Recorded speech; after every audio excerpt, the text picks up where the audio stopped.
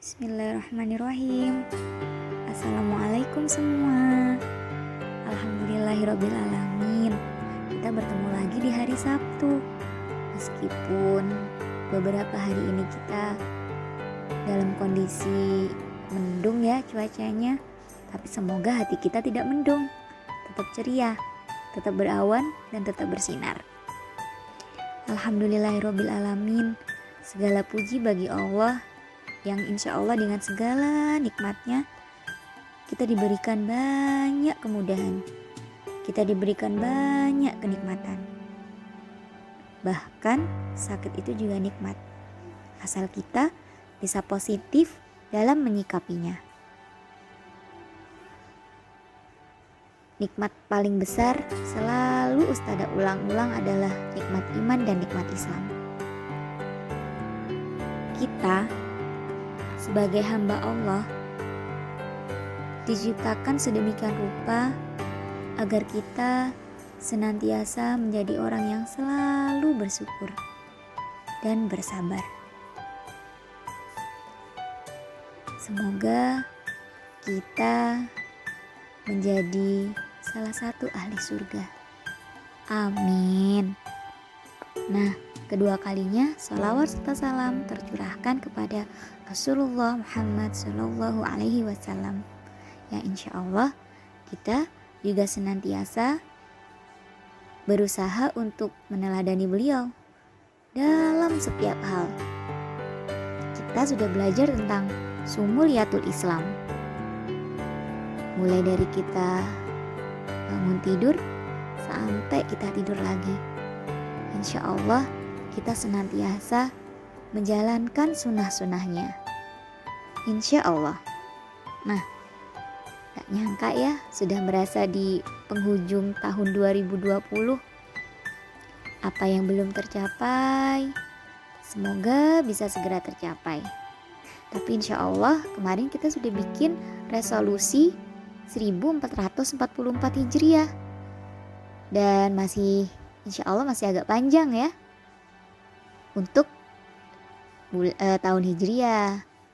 Nah, meskipun demikian tidak ada salahnya dong untuk pergantian tahun depan kita tetap tidak dalam rangka merayakan, tapi kita refleksi diri.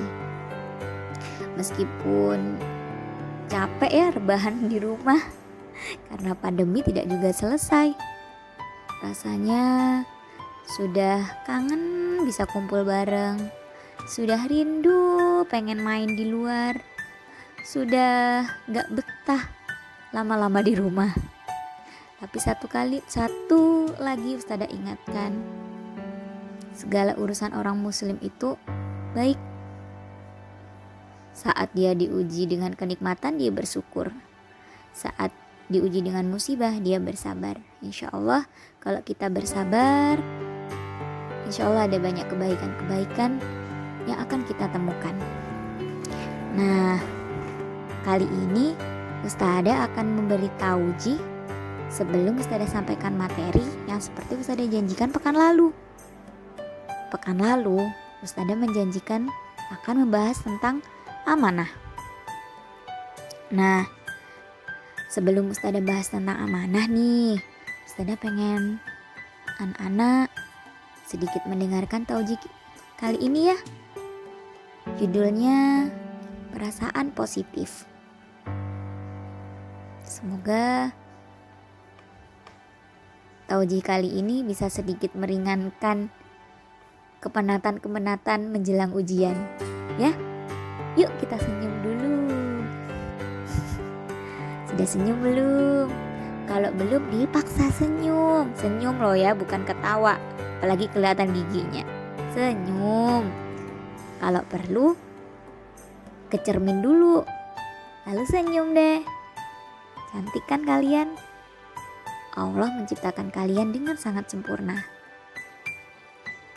Jadi tidak ada alasan untuk kita tidak bersyukur hari ini.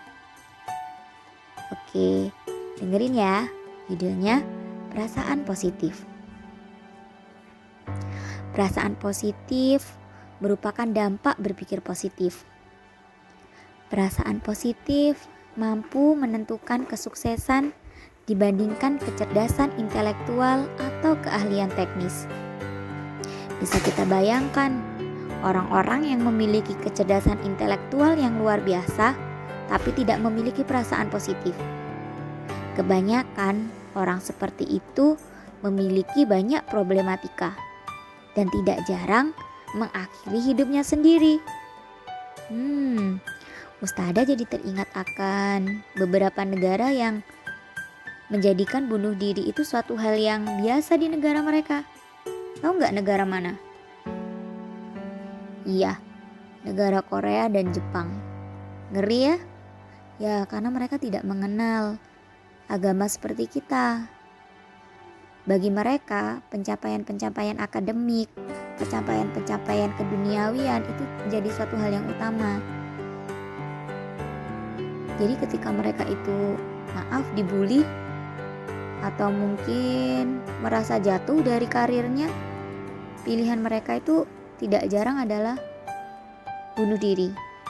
Bahkan kabarnya ada bunuh diri online. Oh ya, apa benar seperti itu? Ya, saya pernah mendengar dari seseorang yang pernah berkunjung ke Korea. Mengerikan. Oke, saya lanjut ya. Baik.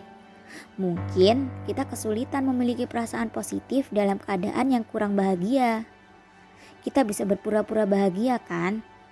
Pura-pura bahagia saja. Alam bawah sadar kita tidak tahu kita sedang berpura-pura atau benar-benar bahagia. Kita bisa melakukan apa yang diperbuat orang-orang yang sedang bahagia kan? Nah, kalau ini Ustadzah pernah tuh dulu Mbak mentor Ustadzah, ibu mentor kayak kalian gini, pembina Ustadzah. Beliau tuh pernah menyampaikan, kalian itu sebenarnya tergantung pada yang kalian pikirkan. What you do, it's what you think. Kalau kamu berpikir hari ini kamu sakit, kalaupun kamu memang sakit gitu ya, tapi kamu berpikir sakit, maka sakitmu akan bertambah parah. Tapi kalau kamu sakit, terus kamu berpikir, aku akan sehat, aku sehat, aku sehat. Insya Allah pikiran itu akan membuat tubuh kita menjadi lebih sehat. Apakah mungkin ini pernah terjadi pada seorang penyakit kronis, penyakit yang parah begitu? Ada suatu ketika dia non muslim, tapi kemudian ketika dia divonis bahwa dia akan meninggal dalam jangka waktu yang singkat, dia sempat sedih sekali. Tapi kemudian dia melihat keluar jendela. Setiap kali membuka jendela, dia seakan mendapat harapan baru. Kemudian dia berpikir, besok aku harus melihat keluar jendela lagi. Aku sehat, aku bisa melihat dunia lebih luas. Begitu terus dia lakukan hingga akhirnya, mungkin sebuah keajaiban ya, dokter mengatakan kalau dia sembuh. Nah, luar biasa ya, afirmasi, persepsi, mindset kita, pikiran kita itu sangat mempengaruhi tubuh kita. Makanya ada yang disebut dengan namanya psikosomatik dalam dunia medis. Apa itu psikosomatik? Psikosomatik itu kondisi di mana seseorang itu sakit karena pikirannya. Contoh nih, ini kan kita lagi ngadepin corona. Nah, ada orang yang dia itu sakit bukan karena dia itu tertular, tapi karena rasa takut yang berlebihan. Lu kan memang harus waspada, iya, beda tapi waspada dengan takut berlebihan. Waspada itu artinya kita sudah menjaga dan berusaha untuk tidak melakukan suatu hal yang bisa membahayakan diri kita. Tapi kalau kita takut berlebihan, itu artinya dikit-dikit takut, dikit-dikit fobia, keluar rumah takut, deket orang takut. Nah, ini bisa membuat imunnya menjadi lemah. Akhirnya dia sakit deh. Nah, itu namanya psikosomatik. Karena pikiran yang negatif membuat tubuhnya menjadi lemah, tak berdaya, sakit deh. Gitu. Kemudian potensi-potensi kekuatan manusia, energi manusia itu mendadak bisa terpicu oleh beberapa hal yang sifatnya jiwani. Jiwa sangat mempengaruhi tubuh. Orang yang ceria, mudah bersyukur, dan ikhlas, tubuhnya sehat karena hormon tubuh menjadi lebih baik. Metabolisme seimbang, fungsi organ juga baik. Dalam dunia psikologi, banyak praktek yang memasukkan sugesti ke jiwa untuk membuat tubuh sehat. Dan kebahagiaan terbukti dapat membantu penyembuhan. Makanya ada yang namanya healing. Healing itu adalah proses di mana seseorang melakukan terapi untuk kesembuhan jiwanya. Itu namanya healing.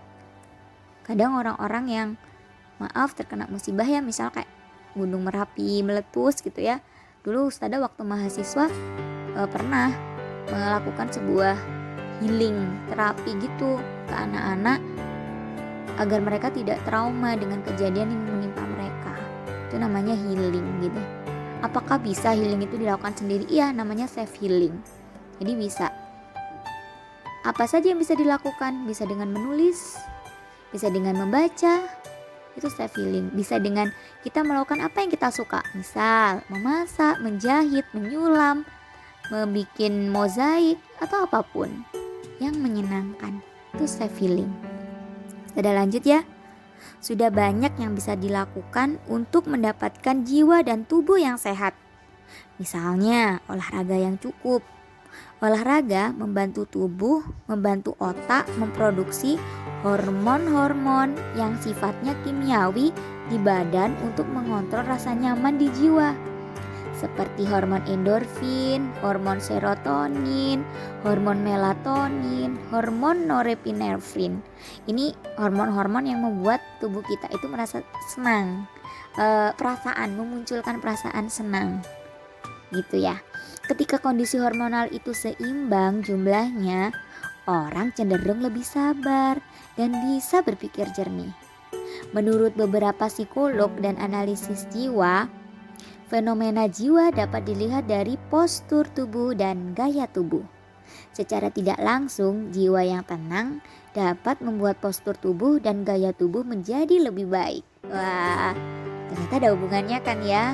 Jiwa yang sehat berada pada tubuh yang sehat. Nah, pernah gak dengar ungkapan kayak gitu? Ketenangan jiwa dapat diperoleh dengan cara bersyukur. Perilaku para relawan merupakan bentuk rasa syukur kepada Allah Subhanahu wa Ta'ala. Semua agama mengajarkan bersyukur. Banyak ayat yang mengajarkan bersyukur juga merupakan bagian ilmu psikologi. Ketika orang bersyukur, maka terjadi kebahagiaan. Menurut Dedi Susanto, seorang terapis jiwa, bersyukur bisa membuat bahagia. Wah, keren ya. Bahkan tuh A.A. Gim bilang senyum dong, karena senyum itu mengobati. Tapi gak boleh senyum-senyum sendiri ya. Dan lagi senyum itu sedekah. Nah, Ustadzah jadi teringat sebuah lirik lagu. Dan lagu ini tuh sering banget dibaca diperdengarkan oleh A.A. Gim. Bahkan A.A. Gim sempat menyanyikan lagu ini. Ustadzah pengen nyanyi sih, tapi Ustadzah malu. Liriknya tuh seperti ini. Tuhan, dosaku menggunung tinggi, namun rahmat-Mu melangit luas. Gitu salah satu syairnya.